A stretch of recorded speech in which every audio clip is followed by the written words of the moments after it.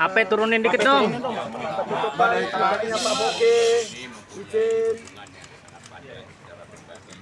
Seperti yang disampaikan beliau ketika beliau maju sebagai calon gubernur pertama kali, waktu sebelumnya saya bisikin, Bang, Pak Boge, abang itu pantas sekali dan cakep kalau untuk jadi gubernur DKI.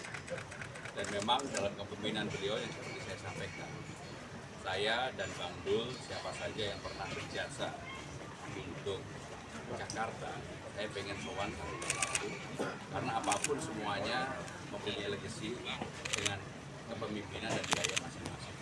Dan saya tidak mau memperdebatkan apa yang menjadi kelebihan maupun kekurangan. Semuanya pasti mempunyai kelebihan dan kekurangan karena tantangan zamannya berbeda-beda.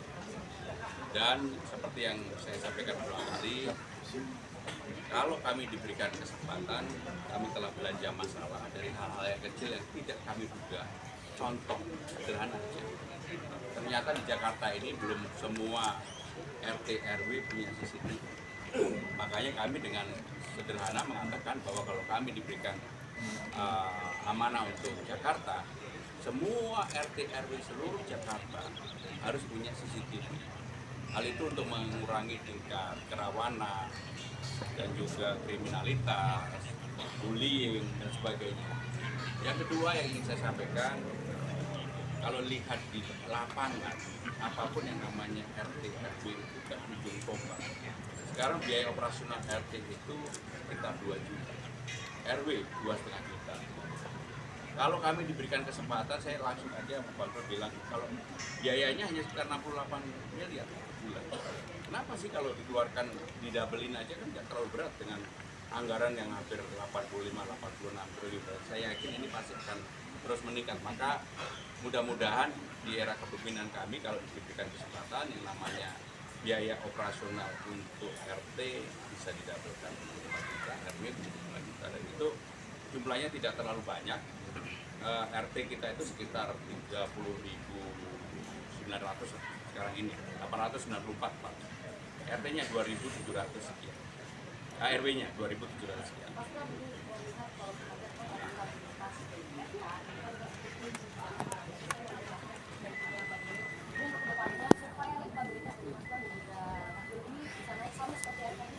Pertama, seperti yang saya katakan, saya sendiri nggak tahu ada elektabilitas atau nggak penting. Tetapi sekali lagi kami ini fighter, kami ini berjuang, kami ini bekerja dengan sungguh-sungguh untuk mengetuk hati rakyat. Maka yang kami tawarkan adalah program yang betul-betul dari aspirasi yang kami tangkap ketika ketemu masyarakat. Ketemu di RT, ketemu di MRT, ketemu di busway, termasuk kemudian belanja masalah dengan berbagai kelompok komponen masyarakat. Itulah yang saya yakini dengan pendekatan problem solving terhadap persoalan masyarakat lebih berguna, lebih penting dibandingkan hanya dengan kampanye atau program yang katakanlah bombastis. Kami nggak akan yang bombastis, tetapi yang bagaimana bisa dirasakan secara langsung oleh masyarakat. Jadi program andalan baru boleh dibuka nanti kalau sudah diketok tanggal 22 September. Sekarang ini belum boleh dibuka. Nanti kalau dibuka disemprit sama KPU.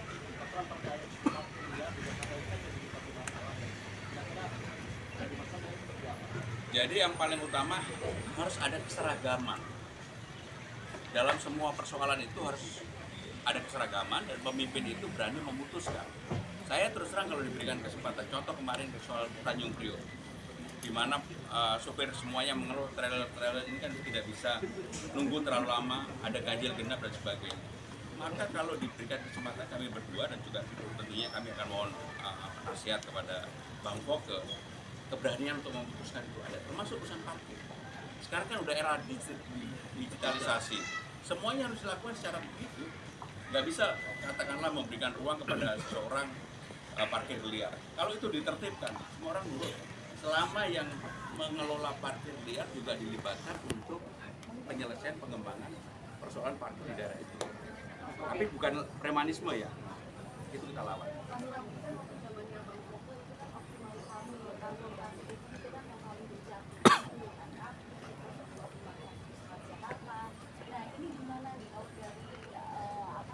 Dialog tadi, ngobrol-ngobrol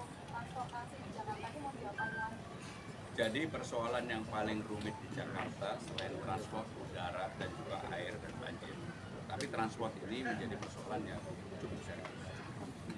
Bang Yos, Bang Poke sudah meletakkan dasar dengan Transjakarta, kemudian dimulailah ada LRT, MRT dan sebagainya. Ini sebenarnya pembahasannya bukan sekarang, ini sudah ada sebelumnya, tapi dieksekusi pada eranya Pak Jokowi. Sehingga dengan demikian, apa yang sudah baik kita teruskan, apa yang kurang, misalnya yang seperti kemarin saya sampaikan, sekarang ini kan problem utamanya frekuensi.